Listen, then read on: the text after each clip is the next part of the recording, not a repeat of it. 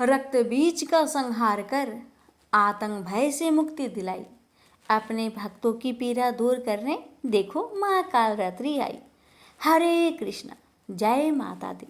प्यारे भक्तों, आज आप रसपान करेंगे चैत्र नवरात्रि के 7वें दिन माँ कालरात्रि की व्रत कथा। कहते हैं कि जो भी भक्त माँ कालरात्रि की पूजा और कथा का श्रवण करता है उसे अकाल मृत्यु का भय नहीं रहता। नवरात्रि के 7वां दिन माँ दुर्गा के 7वें स्वरूप माँ कालरात्रि की पूजा की जाती है। माँ कालरात्रि को महायोगेश्वरी, महायोगिनी और शुभकरी कहा जाता है। माँ कालरात्रि का शरीर काला है। माँ के बाल लंबे और बिखरे हुए हैं। माता के गले में माला बिजली की तरह चमकती रहती है। माता कालरात्रि के 4 हाथ है।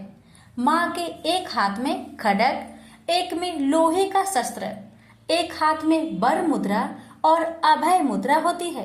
माँ कालरात्रि की पूजा अर्चना से अकाल मृत्यु का भय नहीं रहता। इसलिए तंत्र मंत्र के साधक माँ कालरात्रि की विशेष पूजा करते हैं। माता की विशेष पूजा रात्रि में होती है। माँ कालरात्रि की पूजा भी थी। माँ दुर्गा की इस शक्ति को कालरात्रि कहा जाता है। माता की पूजा से आरोग्य की प्राप्ति होती है और नेगेटिव शक्तियां से छुटकारा मिलती है। माता अपने भक्तों को आशीष प्रदान करती है और शत्रुओं का संहार करती है। परिवार में सुख शांति आती है। चलिए आपको हम बताते हैं कि किस तरह माता की पूजा करनी चाहिए। माँ कालरात्रि की पूजा करने के लिए सुबह जल्दी जागना चाहिए। स्नान करके साफ स्वच्छ वस्त्र धारण करना चाहिए। मान्यता है कि माता को लाल रंग पसंद है, इसलिए माँ को लाल रंग का वस्त्र अर्पित करना चाहिए। माँ को स्नान कराने के बाद फूल चढ़ाना चाहिए। माँ को मिठाई, पंचमेवा और 5 प्रकार का फल अर्पित करना चाहिए। माता कालरात्रि को रोली, कुमकुम लगाना चाहिए। माँ कालरात्रि के भोग। माँ कालरात्रि को गुड़ और गुड़ से बनी चीजें बहुत पसंद है, इसलिए नवरात्रि के 7वें दिन गुड़ से बनी चीजों का भोग लगाया जाता है और माता को प्रसन्न किया जाता है। इससे भक्तों की सभी मनोकामना माता पूरी करती है। अब माँ कालरात्रि की ध्यान लगाइए और उनका कथा का श्रवण कीजिए। तीनों लोकों में राक्षस, शुभ, निशुम्भ और रक्त बीज ने हाहाकार मचा रखा था। सभी देवता चिंतित थे। सभी देवता देवी मिलकर भगवान शंकर के पास गए और रक्षा की प्रार्थना की। तब महादेव ने माँ पार्वती से असुरों का अंत करने और अपने भक्तों की रक्षा करने को कहा। इसके बाद माता पार्वती ने दुर्गा का रूप धारण किया और शुभ निशुभ का वध कर दिया। माता के सामने असली चुनौती राक्षस रक्त बीज ने पेश की। जैसे ही माँ दुर्गा रक्त बीज को मारती और उसका खून धरती पर गिरती, उससे लाखों रक्त बीज पैदा हो जाते। इससे माता क्रोधित हो गई और उनका वर्ण श्याम हो गया। इसी स्वरूप में माँ कालरात्रि का प्रकट्य हुआ। माँ कालरात्रि ने रक्त बीज का वध करती और उसके शरीर से निकलने वाले रक्त को धरती पर गिरने से पहले पी जाती। इस तरह से माता ने सभी राक्षसों का वध किया और धरती की रक्षा की।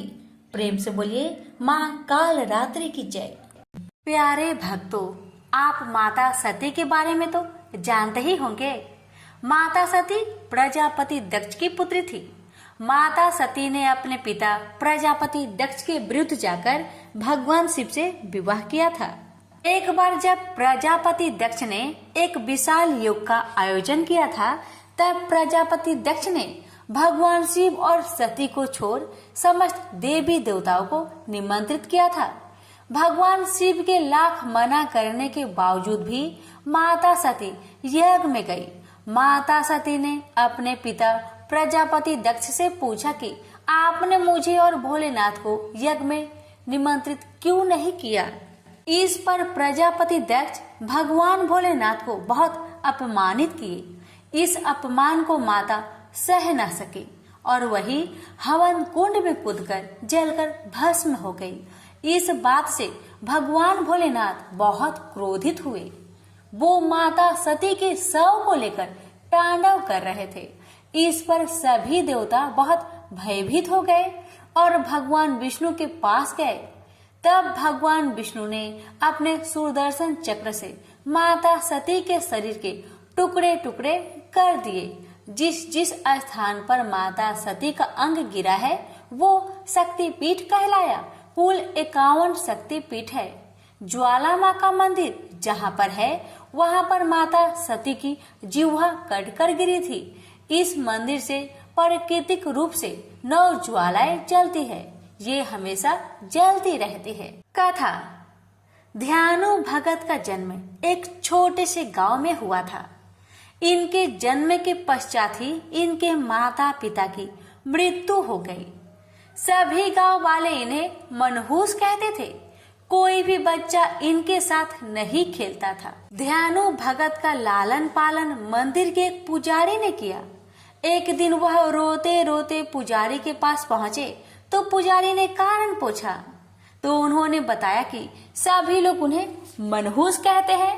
पुजारी ने कहा कि हे बेटा, इस संसार में जिसका कोई नहीं होता उसकी ये माता होती है, ये जगत जननी है। यह सुनकर ध्यानु भगत बहुत प्रेम से माता की पूजा तथा आरती करने लगे। एक दिन ध्यानु भगत पूजा कर ही रहे थे तभी ज्वाला माँ प्रकट हुई। उन्होंने ध्यानु भगत को अपनी गोद में बैठा लिया और कहा कि ध्यानु, आज के बाद तुम सभी के दुखों को नष्ट करोगे। कोई भी मनुष्य तुम्हारे पास दुखी मन से आए तो एक बड़ा प्रेम से भरा जयकारा लगाना, उसका दुख दूर हो जाएगा। ध्यानु भगत ऐसा ही करते। जो भी अपना दुख ध्यानु के पास लेकर आता वह उनके पास से खुशी खुशी जाता था। धीरे धीरे ध्यानु काफी प्रसिद्ध हो गए। एक बार ध्यानु भगत गांव वालों के साथ ज्वाला माता के धाम जा रहे थे कि रास्ते में अकबर के सैनिकों ने ध्यानु को रोक लिया और पूछा कि कहाँ जा रहे हो। तो ध्यानु ने कहा कि हम सभी ज्वाला माता के दर्शन को जा रहे हैं। अकबर ने कहा कि हम भी ज्वाला माता का चमत्कार देखना चाहते हैं। हम तुम्हारे घोड़े की गर्दन को कटवा देंगे। अपनी ज्वाला माता से कहना कि घोड़े की गर्दन जोड़ दे, तब हम मानेंगे कि तुम्हारी ज्वाला माता में शक्ति है। ध्यानु ने कहा कि महाराज, आप मेरे घोड़े का पूरा शरीर मस्तक सहित किसी सुरक्षित स्थान पर 1 महीने के लिए रखवा दीजिएगा। अकबर इस पर मान गया और बोला कि तुम्हारे घोड़े की शव को 1 महीने तक सुरक्षित रखवा दिया जाएगा। उसके बाद अकबर ने ध्यानु भगत और सभी गांव वालों को छोड़ दिया। उन सबके साथ अकबर के 2 सैनिक भी गए। स्नान करके ध्यानु भगत तथा सभी गांव वाले ज्वाला माँ की आरती करने लगे। तब ध्यानु भगत से माता को दर्शन के लिए आग्रह किया, लेकिन बहुत समय हो गया फिर भी माता ने दर्शन नहीं दिया। तब ध्यानु भगत ने तलवार से अपना सिर काटकर माता को भेंट कर दिया। इससे ज्वाला माँ बहुत प्रसन्न हुई और ध्यानु भगत का सिर धड़ से जोड़ दिया। माता ने ध्यानु भगत से कहा कि तुम मेरे सच्चे भक्त हो। तुम्हारे घोड़े का सिर धड़ से जोड़ दिया है। यदि तुम हमसे और कुछ वरदान मांगना चाहते हो तो बताओ। ध्यानु भगत ने ज्वाला माता से कहा कि हे माँ, यदि आप मुझ पर प्रसन्न हैं तो यह वरदान दीजिए कि आप प्रसन्न होने के लिए किसी से उनके मस्तक की बलि नहीं मांगोगी। हर मनुष्य अपना मस्तक काटकर आपको नहीं चढ़ा सकता। माता ने कहा ठीक है, आज के बाद मैं सच्चे भक्तों की भक्ति से ही प्रसन्न हो जाऊंगी। अब अकबर को जब इस घटना की जानकारी हुई तब अकबर ने कहा कि ज्वाला मंदिर में जो दीपक जलता रहता है उसे बुझा दो। सैनिकों ने बहुत प्रयास किया लेकिन दीपक को बुझा नहीं सके। अकबर के सैनिकों ने अकबर को सारी घटना की जानकारी दी। तब अकबर ने कहा कि हम भी ज्वाला माई का दर्शन करने के लिए जाएंगे। एक सोने का छत्र बनवाया जाए। अकबर एक सोने का छत्र लेकर अपने सैनिकों के साथ माता के दरबार पर गया। वहां पर अकबर ने जैसे ही वह सोने का छत्र चढ़ाने की कोशिश की, वह छत्र अकबर के हाथ से छूटकर वही जमीन पर गिर गया। वह छत्र आज भी ज्वाला माँ के मंदिर में मौजूद है। माँ ने अकबर का छत्र इसलिए स्वीकार नहीं किया क्योंकि उसके मन में धन दौलत तथा स्वयं के प्रति घमंड था। इसलिए माता ने अकबर के छत्र को स्वीकार नहीं किया। प्रेम से बोलिए ज्वाला माता की जय। अब सुनिए दूसरी कथा। दूसरी कथा है वैष्णो माता की। ये भक्तगणों, अपने हाथों को जोड़िए, वैष्णो माता का ध्यान धरिए और कथा का श्रवण करिए। प्राचीन समय की बात है, एक दैत्य था। उसने ब्रह्मा जी की कठोर तपस्या की। कई वर्षों की कठिन तपस्या के बाद ब्रह्मा जी प्रकट हुए। ब्रह्मा जी ने उस दैत्य से कहा कि वरदान मांगो। उस दैत्य ने कहा कि हे ब्रह्मदेव, यदि आप हमारी तपस्या से प्रसन्न हैं, तो मुझे यह वरदान दीजिए कि गर्भ से उत्पन्न प्राणी मुझे मार ना सके। ब्रह्मा ने कहा कि ठीक है, ऐसा ही होगा। वह दैत्य अपने आप को भगवान समझने लगा, अपने आप को अमर समझने लगा। उस दैत्य ने अपनी दैत्य सेना से कहा कि पृथ्वी पर जाओ और सबसे कहो कि सब हमारी पूजा करे, हमें भगवान माने, और जो ऐसा ना करे उसे समाप्त कर दो। दैत्य सेना पृथ्वी पर गई और सभी साधु सन्यासियों को मार डाला। उधर पृथ्वी पर नारद जी यही सब देख रहे थे। वो शीघ्र ही भगवान विष्णु के पास गए। सारी कहानी नारद जी ने विष्णु जी को बताया। नारद जी ने कहा कि आप जल्दी से अवतार लेकर उस दैत्य का अंत करिए। भगवान विष्णु बोले कि हे देव ऋषि नारद, इस बार हम नहीं बल्कि महालक्ष्मी, महासरस्वती एवं पार्वती की शक्तियाँ अवतार लेगी। आप इन शक्तियों का आह्वान करिए। देवर्षि नारद ने ऐसा ही किया। तीनों देवियों के तेज पुंज से एक महाशक्ति प्रकट हुई। नारद जी के कहने पर वह शक्ति भगवान विष्णु के पास गई।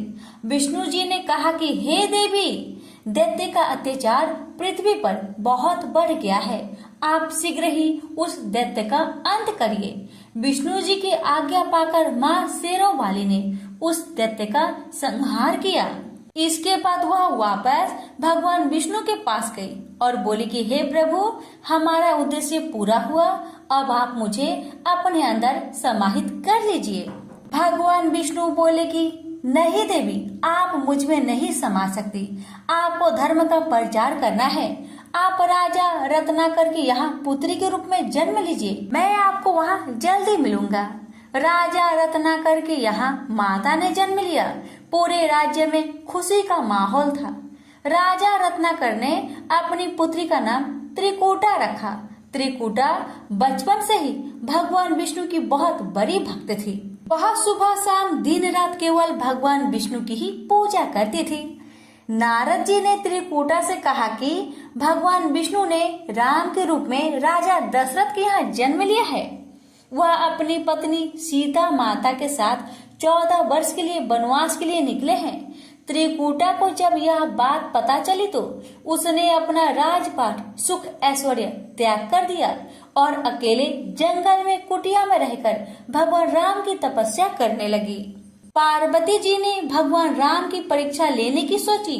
वह राम के सामने माता सीता का रूप रखकर आई, लेकिन राम ने माता पार्वती को पहचान लिया। राम ने पार्वती के सामने हाथ जोड़ लिया। राम ने लक्ष्मण से कहा, हे लक्ष्मण, माता पार्वती आई है, इन्हें प्रणाम करो। माता पार्वती अपने असली रूप में आ गई। पार्वती जी ने भगवान राम से कहा कि त्रिकूटा आपकी तपस्या कर रही है, आप उसे शीघ्र ही दर्शन दीजिए। भगवान राम ने कहा कि जो आज्ञा माता, मैं त्रिकूटा को दर्शन अवश्य दूंगा। राम हनुमान के साथ त्रिकूटा के पास गए। त्रिकूटा ने भगवान राम से कहा कि हे राम, मैं आपको पति के रूप में पाना चाहती हूँ। राम ने त्रिकूटा से कहा कि देवी, इस जन्म में मैं तो किसी का हो चुका हूँ, इस जन्म में ऐसा संभव नहीं है। भगवान राम ने कहा कि लंका से लौटते समय मैं आपके पास जरूर आऊंगा। यदि आपने मुझे पहचान लिया तो मैं आपकी इच्छा अवश्य पूरी करूंगा, तब तक आप मेरी प्रतीक्षा करना। त्रिकूटा ने कहा ठीक है भगवान, मैं आपकी प्रतीक्षा करूंगी। यह कहकर भगवान राम वहां से चले गए। जब भगवान राम रावण का वध करके अपनी पुष्पक विमान से लौट रहे थे कि अचानक रास्ते में ही राम का विमान रुक गया। माता सीता ने भगवान राम से कहा कि ऐसी कौन सी शक्ति है जिसने आपके विमान को रोक दिया। राम ने सीता से कहा कि ये भक्ति की शक्ति है। मैंने अपने एक भक्त को दर्शन देने का वचन दिया है। यह कहकर राम हनुमान के साथ वेश बदलकर त्रिकूटा के पास गए, लेकिन त्रिकूटा उस भेष में भगवान राम को नहीं पहचान पाई, इसलिए त्रिकूटा भगवान राम की प्रतीक्षा में फेल हो गई। त्रिकूटा ने राम से कहा कि मैं आपके बिना कैसे जीऊंगी। राम ने कहा कि हे देवी, तुम्हारा अवतार धर्म की रक्षा तथा पापियों का संहार करने के लिए हुआ है। मैं कलयुग में कल्कि अवतार लूंगा, फिर मैं तुम्हारी इच्छा अवश्य पूरी करूंगा। अभी तुम हिमालय के समीप जम्मू कटरा के पास जाओ। वहां पर महाकाली, महालक्ष्मी और महासरस्वती विराजमान है। वहां पर तुम भी जाकर निवास करो। आज से तुम वैष्णव देवी नाम से जानी जाएगी। भगवान राम की आज्ञा पाकर त्रिकूटा हिमालय के त्रिकूट पर्वत पर जाकर निवास करने लगी। प्रेम से बोलिए वैष्णो मैया की जय। प्रिय भक्त गणों, अब आप श्रवण करेंगे माँ दुर्गा की कथा, इसलिए हाथों को जोड़िए, माँ दुर्गा का ध्यान धरिए और कथा का श्रवण करिए। प्रेम से बोलिए सिरोवाली मैया की जय। प्राचीन समय की बात है कि सत्यवती नंदन व्यास जी सरस्वती नदी के तट पर विराजमान थे। उनके आश्रम में गौरैया पंछी का एक जोड़ा था। उन्हें देखकर वह आश्चर्य में पड़ गए। उन्होंने देखा कि पंछी अपने घोंसले में थे। उनका एक सुंदर बच्चा भी अभी अभी अंडे से बाहर निकला था। उस बच्चे के सभी अंग बड़े सुंदर तथा पंख और रोह से सहित थे। दोनों पंछी उस बच्चे को आहार पहुंचाने के लिए असीम प्रयत्न कर रहे थे। बार बार दाना लाकर उन्हें बच्चे के मुख में डालना और उनका प्रधान कर्तव्य बन गया था। वे आनंद सहित विह्वल होकर उस बच्चे के अंगों को अपने अंगों से रगड़ते और प्रेम पूर्वक मुख चूमा करते थे। उन गौरैया का अपना बच्चे के प्रति ऐसा अद्भुत प्रेम देखकर व्यास जी ने अपने मन में विचार किया कि जब पंछी अपने बच्चे के प्रति इतना स्नेह कर रहे हैं, तब मनुष्य का अपने संतानों में प्रेम हो तो इसमें कौन सी विचित्र बात है, क्योंकि उन्हें तो पुत्र से सेवा पाने की अभिलाषा बनी रहती है। व्यास जी इस प्रकार के विविध विचारों में उलझकर उदास हो गए। मन ही मन बहुत कुछ सोच समझकर बात निश्चित कर ली और वे मंदराचल के निकट चले गए। उन्होंने विचार किया कि मेरी मनोरथ पूर्ण कराने एवं वर देने में निपुण कौन देवता है जिसकी मैं उपासना करूं। भगवान विष्णु, शंकर, इंद्र, ब्रह्मा, सूर्य, गणेश, स्वामी कार्तिकेय, अग्नि अथवा वरुण, मुझे किसकी उपासना करनी चाहिए। इस प्रकार व्यास जी सोच रहे थे कि इतने में नारद जी वहां पधारे। नारद मुनि को देखकर व्यास जी को अपार हर्ष हुआ। उन्होंने नारद जी को प्रणाम कर कुशल समाचार पूछा। फिर नारद जी ने व्यास जी से पूछा कि आप इतने चिंतित क्यों हैं? अपनी चिंता का कारण बताइए। व्यास जी ने कहा, नारद जी, सुना गया है कि पुत्रहीन की गति नहीं होती और मानसिक सुख भी उसे सुलभ नहीं हो सकता, इसलिए मैं बहुत दुखी हूँ और यही चिंता मुझे बार बार बेचैन कर डालती है। अब मैं मनोरथ पूर्ण करने वाली किस देवता का उपासना करूँ? इस विचारधारा में गोते खा रहा हूँ। इस परिस्थिति में अब आप ही मेरे आश्रय हैं। शीघ्र बताने की कृपा कीजिए कि मैं किस देवता का शरण में जाऊं जो मुझे पुत्र दे सके। इस प्रकार व्यास जी के पूछने पर नारद जी ने कहा, व्यास जी, तुम इस विषय में जो कुछ पूछ रहे हो, ठीक यही प्रश्न मेरे पिताजी ने भगवान श्री हरि से किया था। देवादिदेव भगवान जगत के स्वामी हैं। लक्ष्मी जी उनकी सेवा में उपस्थित रहती है। वे शंख, चक्र और गदा लिए रहते हैं। पीतांबर धारण करते हैं। 4 भुजाएं हैं। वे चराचर जगत के आश्रय दाता है। ऐसे जगत प्रभु भगवान श्री हरि महान तप कर रहे थे। उनकी समाधि लगी थी। यह देखकर मेरे पिता ब्रह्मा जी को बड़ा आश्चर्य हुआ। अंत में उन्होंने जानने की इच्छा प्रकट की, प्रभु आप देवताओं के अध्यक्ष, जगत स्वामी और भूत भविष्य एवं वर्तमान सभी जीवों के एकमात्र शासक है। फिर आप तपस्या क्यों कर रहे हैं और किस देवता की आराधना में ध्यान मग्न है? मुझ दास को यह रहस्य स्पष्ट बतलाने की कृपा कीजिए, क्योंकि श्रेष्ठ पुरुष किसी बात को छिपाते नहीं हैं। ब्रह्मा जी की बात सुनकर श्री हरि ने कहा कि ब्राह्मण सावधान होकर सुनो, मैं अपने मन का विचार व्यक्त करता हूँ। देवता, दानव और मानव सब यही जानते हैं कि तुम सृष्टि के निर्माण करते हो, मैं पालन करता हूँ और शिव संहार किया करते हैं। किंतु फिर भी वेद पराक्रमी पुरुष अपनी मुक्ति से यह सिद्ध करते हैं कि रचना, पाताल और संहार करने की यह योग्यता जो हमें मिली है, इसकी आदि शास्त्रीय शक्ति देवी है। वे कहते हैं कि संसार की सृष्टि करने के लिए तुम्हें राजसी शक्ति का संचार हुआ है, मुझे सात्विक की शक्ति मिली है और रुद्र में तामसी शक्ति का आविर्भाव हुआ है। उस शक्ति के अभाव में तुम इस संसार की सृष्टि नहीं कर सकते, मैं पालन करने में सफल नहीं हो सकता और रुद्र से संहार कार्य होना भी संभव नहीं। हम सभी उस शक्ति के सहारे ही कार्य में सदा सफल होते आए हैं। प्रत्यक्ष और परोक्ष दोनों उदाहरण में तुम्हारे सामने रखता हूँ। सुनो, यह निश्चित बात है कि उस शक्ति के अधीन होकर ही प्रलय काल में इस शेष नाग की सैया पर सोता हूँ और सृष्टि करने का अवसर आते ही जाग जाता हूँ। मैं सदा तप करने में लगा रहता हूँ। उस शक्ति के शासन से कभी मुक्त नहीं रह सकता। कभी अवसर मिला तो लक्ष्मी के साथ सुख पूर्वक समय बिताने का सौभाग्य प्राप्त होता है। मैं कभी तो दानव के साथ युद्ध करता हूँ।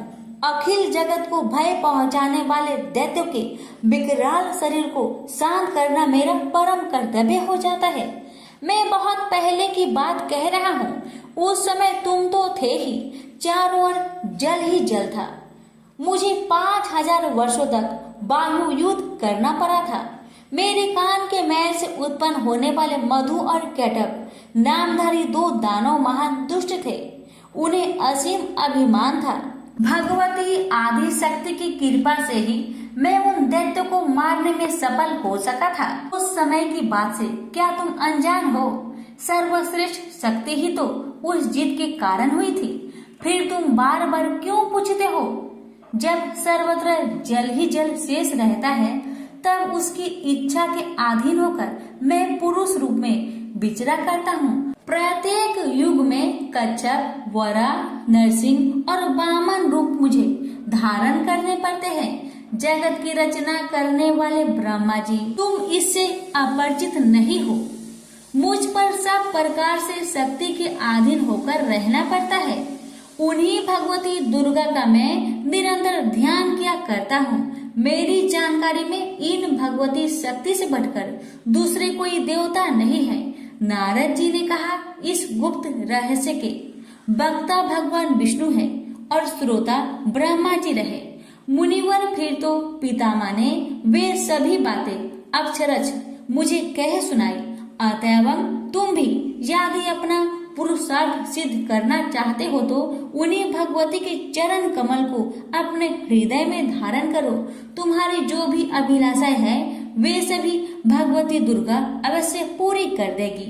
इस प्रकार नारद जी के कहने पर सत्यवती नंदन व्यास जी भगवती के चरण कमलों को अपने हृदय में स्थापित करके तपस्या करने के लिए पर्वत पर चले गए और भगवती माता दुर्गा की कृपा से उनकी सभी अभिलाषाएं पूर्ण हुई। प्रेम से बोलिए दुर्गा मैया की जय। प्यारे भक्तगणों, अब आप श्रवण करेंगे तारा रानी की कथा। माँ भगवती को मानने वाले में से एक राजा अस्पर्श भी थे। वो दिन रात उनकी पूजा अर्चना में लीन रहते थे। राजा को किसी चीज की कमी न थी, बस उन्हें बच्चे की ख्वाहिश थी। सालों से बच्चा न होने के कारण राजा कुछ निराश रहा करते थे। एक दिन राजा की भक्ति से खुश होकर माँ भगवती ने सपने में आकर उसे 2 बेटी होने का वरदान दिया। आशीर्वाद मिलने के कुछ समय बाद राजा के घर एक बेटी पैदा हुई। बेटी पैदा होने की खुशी में राजा ने सबको दावत दी और बेटी की कुंडली बनवाने के लिए पंडितों को बुलवाया। सबने राजा से एक ही बात कही कि यह साक्षात देवी का रूप है, जहां भी इसके कदम पड़ेंगे वहां खुशियां ही खुशियां होगी। यह भगवती देवी की भक्तन होगी। इतना सब कहकर पंडितों ने लड़की का नाम तारा रख दिया। कुछ समय के बाद मंगलवार के दिन राजा के घर एक और बेटी पैदा हुई। ज्योतिषों ने उसकी भी कुंडली बनवाई और उदास हो गए। राजा ने जब उनसे उदासी का कारण पूछा तो ज्योतिषों ने बताया कि ये लड़की आपके जीवन में खूब सारा दुख लेकर आएगी। राजा ने ज्योतिषों से पूछा कि आखिर मैंने ऐसा कौन सा खराब कर्म किए थे कि इसने मेरे घर में जन्म लिया है।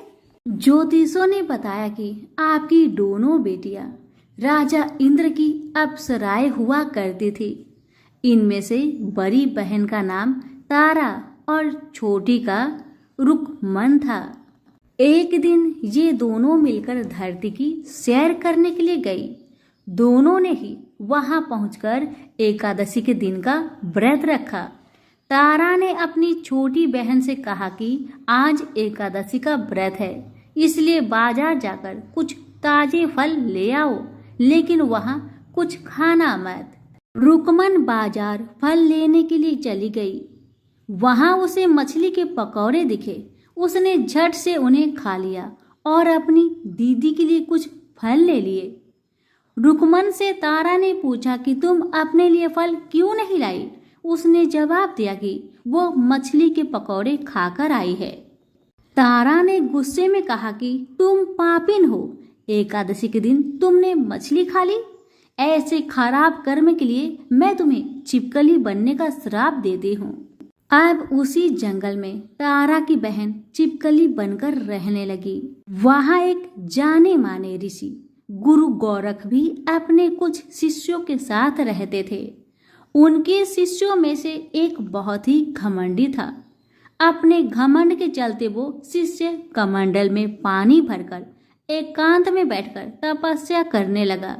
तभी एक प्यासी गाय वहां आ गई। उसने सीधे अपना मुख उस कमंडल में डाला और पानी पी लिया। पानी पीने के बाद जैसे ही गाय अपना मुख बाहर को निकालने लगी तो कमंडल नीचे गिर गया और ऋषि का ध्यान भंग हो गया। ऋषि ने देखा कि गाय पानी पी गई है। अब गुस्से में ऋषि ने गाय को एक चिमटे से बुरी तरह घायल कर दिया। इस बात की जानकारी जब गुरु गोरख को पड़ी तो वे तुरंत गाय को देखने के लिए गए। जैसे ही उन्होंने गाय की हालत देखी, वैसे ही अपने उस घमंडी शिष्य को आश्रम से बाहर निकाल दिया। कुछ दिनों के बाद गौ माता पर किए गए उस अत्याचार से होने वाले पाप को कम करने के लिए उन्होंने एक यज्ञ करवाया। इस यज्ञ के बारे में गाय को चिमटे से मारने वाले घमंडी शिष्य को भी पता चला। वे सीधे पक्षी का रूप धारण करके यज्ञ स्थल पर गया और भोजन में अपनी चोंच से मरा हुआ सांप डाल दिया। किसी को इस बात की खबर नहीं हुई। ये सब होते हुए तारा से श्राप मिलने वाली छिपकली रुकमन देख रही थी। उसके मन में हुआ कि इसे खाकर सारे लोग मर जाएंगे। सबकी जान बचाने के लिए छिपकली बनी। रुकमन सभी लोगों के सामने भोजन पर गिर गई। लोगों ने छिपकली को खूब कोसा और बर्तन को खाली करने लगे। उस वक्त भंडारा करने वाले को खाने में मरा हुआ सांप भी दिखा। तब कहीं जाकर सबको समझ आया कि छिपकली सबकी जान बचाने के लिए जानबूझकर भोजन में गिरी थी। एक छिपकली होने के बावजूद भी इतने अच्छे विचार होने की वजह से यज्ञ में मौजूद सारे महत्वपूर्ण लोगों ने कहा कि हमें इस छिपकली की मुक्ति के लिए प्रार्थना करनी चाहिए। पंडित ने आगे बताया कि सबकी प्रार्थना से ही वो छिपकली तीसरे जन्म से आप जैसी प्रतापी राजा के घर बेटी के रूप में पैदा हुई है। वही तारा ने दूसरे जन्म में तारामती के रूप में लिया और अयोध्या के राजा हरिश्चंद्र से शादी की। राजा से ज्योतिषों ने जैसा बताया ठीक वैसा ही किया। नदी में सोना चांदी जरा हुआ संदूक देखकर काशी के पास से एक भंगी ने उसे बाहर निकाल लिया। उसके कोई बच्चे नहीं थे, इसलिए उसने संदूक के अंदर की लड़की को पालने का फैसला लिया। उसे भंगी व उसकी पत्नी ने खूब प्यार से पाला और रुक्को नाम रख दिया। बड़ी होते ही दोनों ने रुक्को की शादी करवा दी। रुक्को की सासू माँ तारामती और राजा हरिश्चंद्र के महल में साफ सफाई करने का काम किया करते थे। कुछ दिनों के बाद रुक्को की सासू माँ बीमार हो गई। उनकी जगह रुक्को वहां काम करने लगी। तारामती ने उसे देखा और पुराने जन्म के पुण्य के कारण पहचान लिया और उसे कहा कि तुम मेरे साथ बैठ जाओ। रुक्को ने बोला कि मैं तो भंगिन हूँ, इसलिए आपके पास नहीं बैठ सकती। तब तारामती ने उसे बताया कि तुम पूर्व जन्म में मेरी ही बहन थी। तुमने एकादशी के व्रत के दिन मछली खा ली थी और मैंने तुम्हें दंड देते हुए छिपकली बना दिया। अब तुम्हें दोबारा मनुष्य जन्म मिला है, तो इस जन्म में माँ वैष्णो की पूजा करके पुण्य कमा लो। माँ की पूजा से तुम्हारी सारी इच्छाएं भी पूरी होगी। तारामती की इस बात को सुनने के बाद रुक्को माँ वैष्णो से एक बेटे के लिए प्रार्थना करती थी और कहती है कि अगर उनकी मनोकामना पूरी हुई तो वो अपने घर में माँ वैष्णो देवी का पूजन और जागरण कराएगी। माँ वैष्णो देवी उसकी प्रार्थना सुन लेती है और उसे बेटा होता है। पुत्र की प्राप्ति के बाद रुक्को उसकी देखभाल और लाड़ दुलार में माँ वैष्णो देवी की पूजा करना भूल जाती है। ऐसे होते होते 5 साल बीत गए और फिर एक दिन उस बच्चे को चेचक यानी माता निकल आती है। बच्चे की ऐसी स्थिति देखकर परेशान रुक्को अपने पिछले जन्म की बहन तारामती के घर जाकर उन्हें इस समस्या के बारे में बताती है।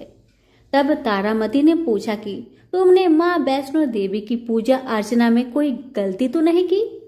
फिर रुक्को को याद आता है कि उसने माँ वैष्णो देवी का जागरण कराने का प्रण लिया था। ये बात याद आते ही रुक्को को काफी पछतावा हुआ और मन में माँ से कहा कि बच्चे के ठीक होते ही वो अपने घर में जागरण कराएगी। अगले ही दिन उसका बेटा पूरी तरह ठीक हो जाता है। तभी रुक्को ने माता रानी के मंदिर जाकर पुजारियों को कहा कि मंगलवार के दिन घर में जागरण करवा दीजिए। रुक्को की बात सुनकर पंडित कहते हैं कि तुम यही 5 रुपए दे दो, तुम्हारे लिए हम मंदिर में ही जागरण करा देंगे। रुक्को कहती है, मुझे पता है कि मैं चार्मिन हूँ, लेकिन आप मेरे घर आकर ही जागरण करवा दीजिए।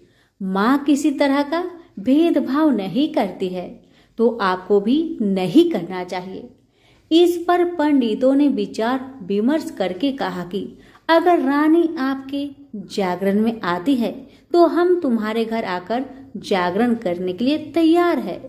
पंडितों की बात सुनकर रुक्को अपनी बहन रानी तारामती के पास जाती है और तारामती को सारी बात बताती है। रुक्को की बातें सुनकर तारामती जागरण में जाने के लिए तैयार हो जाती है। इस बात को बताने के लिए रुक्को जब पंडित जी के पास जाती है तब उनके बीच की बातों को सेन नामक नाई सुन लेता है। फिर वह राजा हरिश्चंद्र को जाकर सारी बातें बता देता है। राजा के मन में हुआ कि रानी को नीची जाति वालों के घर जागरण में नहीं जाना चाहिए।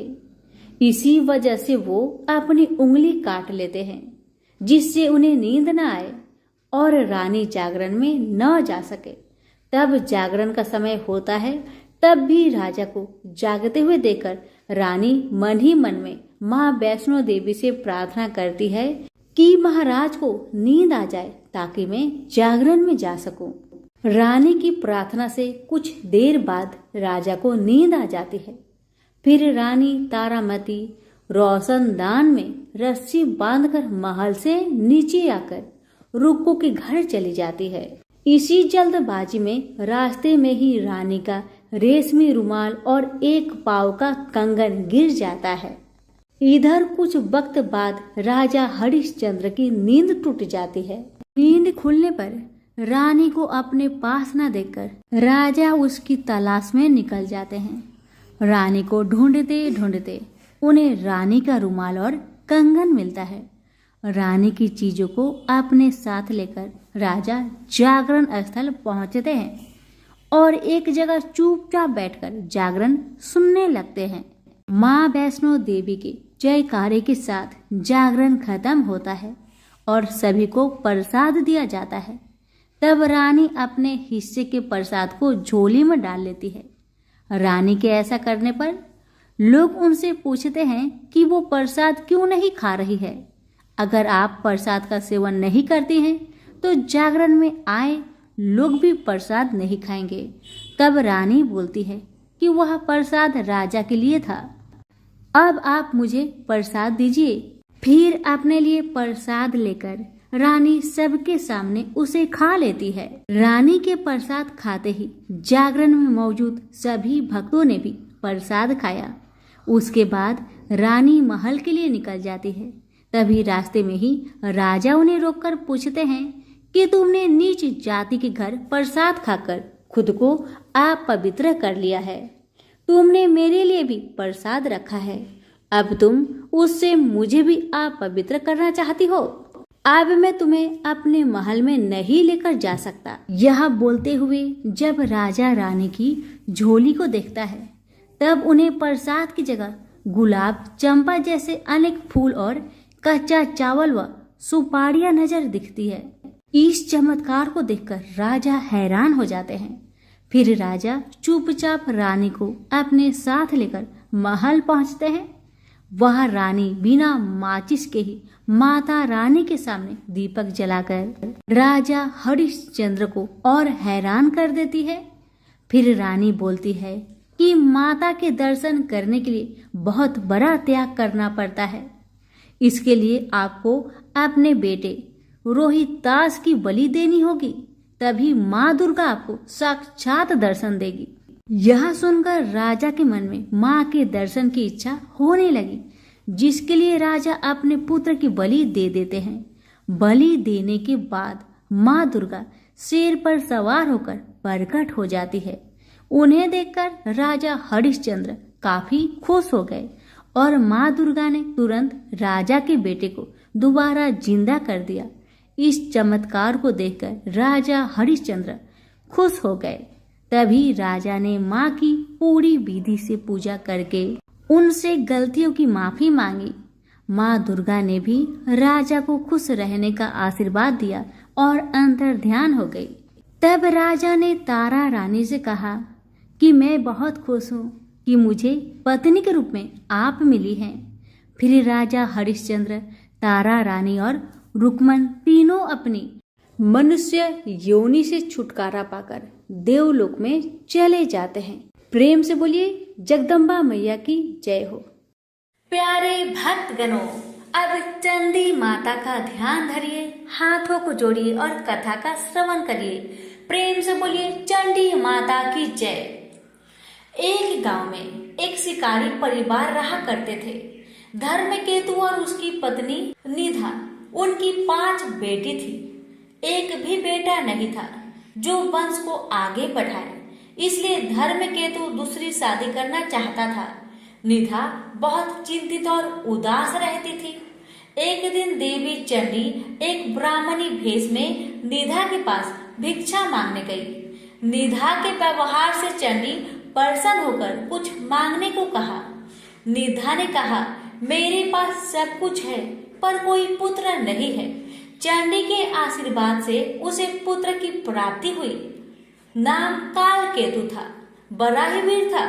बड़ा हुआ उसका शादी फुलेरा से हुआ। वह सुशील लड़की थी। उसके आने से पहले शिकार कर लाया हुआ मांस कालकेतु की माँ हाट में बेचने जाया करती थी, पर उसके आ जाने के बाद अब कालकेतु जंगल से जानवरों का शिकार कर लाता। फुलेरा उसके मांस, छाल, दांत आदि को हाट में बेचने जाया करती थी। हाट का मतलब है बाजार में बेचने जाया करती थी। बेटे ने घर अच्छे से संभाल लिया था। ये देखकर पति पत्नी काशी चले गए। अब हर रोज की तरह दोनों अपने काम में लगे रहते थे। कालकेतु इतना ज्यादा शिकार करता कि जंगल के जानवर डरने लगे। सभी जानवरों ने जंगल के राजा सिंह से गुहार लगाई। गेंडे ने कहा, राजा जी, मैं बहुत दुखी हूँ, मेरे 7 भाई मारे गए। हिरनी ने कहा, मैं पतिहीन हो गई हूँ, जीवन बहुत पीड़ा दे रही है, मौत भी नहीं आ रही है। बंदर ने कहा, मैं वंश विहीन हो गया हूँ, कालकेतु मेरे बच्चों को बांधकर बेच दिया। इसी तरह सभी जानवरों ने अपनी पीड़ा को राजा के सामने रखा। उन्होंने कहा, हम लोग आपके राज्य से कहीं और चले जाएंगे। सिंह राजा ने कहा, आप लोग नहीं डरे, मैं स्वयं कालकेतु से लड़कर आप लोगों की रक्षा करूंगा। सिंह और कालकेतु में युद्ध हुआ। सिंह भाग गया और कालकेतु जीत गया। सभी जानवर अब देवी चंडी के पास पहुँचे और उनसे विनती किए, माँ, हमें कालकेतु के हाथों से बचाओ। वह सभी जानवरों का शिकार कर रहा है, उससे छिपने का कोई जगह नहीं बचा है। हम कहाँ जाए माँ, हम क्या करें? तब चंडी माता ने सभी जानवरों को छुपा लिया और स्वयं एक सांप के रूप में बनकर जंगल के बीच में बैठ गई। उधर कालकेतु जंगल में जानवरों का शिकार करने निकला तो उसे कोई जानवर नहीं मिला। वह चिंतित होने लगा। उसका जीवन तो बस जानवर पर ही टिका था। अब वे क्या खाएंगे और क्या पिएंगे?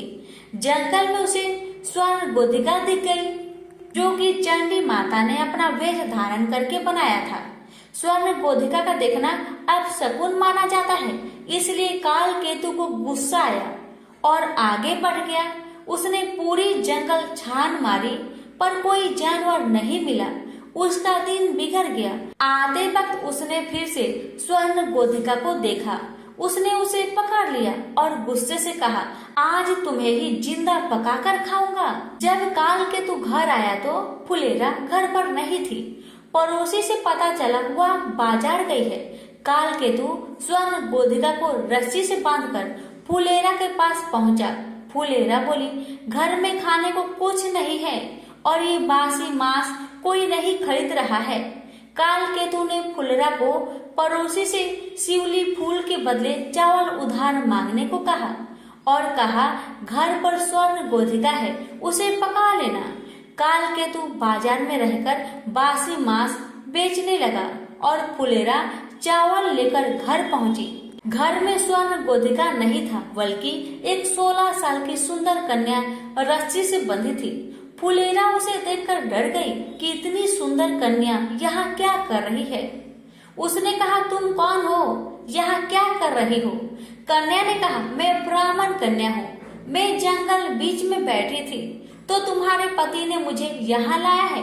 ये सुनकर उसे गुस्सा आया, ये सोचकर कि कहीं ये मेरी सौतन तो नहीं, पर शांत होकर बड़े प्यार से उसे कालकेतु और अपना कष्टदायक जिंदगी के बारे में कहने लगी ताकि वह कन्या अपने घर चली जाए, पर कन्या मानने को तैयार नहीं हुई। फुलेरा कालकेतु के पास बाजार पहुंची और बोली, आप किसे घर लाए हैं? एक सुंदर कन्या घर में है। कालकेतु को विश्वास नहीं हुआ क्योंकि उसने एक स्वर्ण गोधिका रखी थी। वे दोनों तुरंत घर आए। कालकेतु उसे देख हैरान हुआ और उसके बारे में पूछने लगा और बोला, यहाँ से चली जाओ। जब कन्या राजी नहीं हुई तो उसने अपना तीर धनुष निकाल लिया। उसकी बहादुरी देखकर कन्या ने कहा, मैं चंडी हूँ, तुम आज से शिकार करना छोड़ दो, मैं तुम्हें गुजरात का राजा बनाती हो। पर काल केतु को उसका यकीन नहीं हुआ। वह बोला, अगर तुम चंडी देवी हो तो तुम असली रूप में आओ। चंडी ने उसे महिष मर्दनी का रूप दिखाया। तब दोनों उनके चरण पर गिर गए। चंडी बोली, हर मंगलवार मेरी पूजा करो और लोगों में मेरी पूजा का प्रचार कराओ। चंडी उन्हें एक अंगूठी दी जिसका मूल्य 7 करोड़ था। फुलेरा बोली, माँ, गुजरात जंगल से भरा है, उसे काटने और शहर बनाने में ही सारा धन चला जाएगा। चंडी ने 7 सोने से भरा कलश दिया और वे कलश कैलाश पर्वत पर चली गई। काल केतु अंगूठी को बेचने के लिए शिव मुरारी के पास पहुंचा। वह काल केतु से हमेशा मांस उधार में लिया करता था, इसलिए उसे लगा कि काल केतु उधार का पैसा लेने आया है। वह अपनी पत्नी को बाहर भेजा और छिपकर सारी बातें सुनने लगा। काल केतु के कुछ बोलने से पहले ही उसकी पत्नी बोली, मुरारी घर पर नहीं है, उधार का पैसा कल दे देंगे। काल केतु बोला, आप पैसा कल दे देना, मैं तो ये अंगूठी तुड़वाने आया था, अब दूसरे दुकानदार के पास जाना पड़ेगा। इतना सुनकर मुरारी दौड़ते हुए आया और अंगूठी देखा और झूठ बोला कि ये अंगूठी पीतल का है। उसने सोचा झूठ बोलकर वह अंगूठी स्वयं हड़प लेगा। काल केतु ने सोचा कि अंगूठी देवी को ही लौटा देगा। रात में चंडी ने मुरारी को सपने में अंगूठी का उचित मूल्य देने को कहा। उसने दूसरे दिन काल केतु को 7 कोटि रुपए दिए। काल केतु गुजरात के जंगल को कटवाने के लिए मजदूर लगवाया। जंगल में बाघ के डर से मजदूर जंगल के अंदर जाने को तैयार नहीं हो रहे थे। तब काल केतु स्वयं जंगल जाकर बाघ से लड़ा और उसे मार डाला। जंगल काटकर गुजरात शहर बसाया गया, पर गुजरात राज्य में कोई प्रजा न थी। काल केतु ने चंडी से प्रार्थना की। तब उन्होंने इंद्रदेव तथा समुद्र की मदद से कलिंग राज्य में भारी बरसात करवाई। नद नदी में बाढ़ आ गई। लोग कलिंग से गुजरात भागकर आने लगे। इस तरह ब्राह्मण, कास्ट, मुस्लिम आदि अनेक जाति के लोग गुजरात में आकर रहने लगे। काल केतु राज्य को सही तरीके से चलाने के लिए अच्छी अच्छी नीतियां बनाई। राज्य में एक व्यक्ति भारुदत्त भी रहता था। उसने मीठी मीठी बातें कहकर काल केतु के दरबार में ऊंची पद हासिल कर ली थी। उसने सभी को तंग कर रखा था। वह सभी के सामान ले जाता पर पैसा नहीं देता था। उसके अत्याचार से सभी लोगों ने काल केतु से उसकी शिकायत की।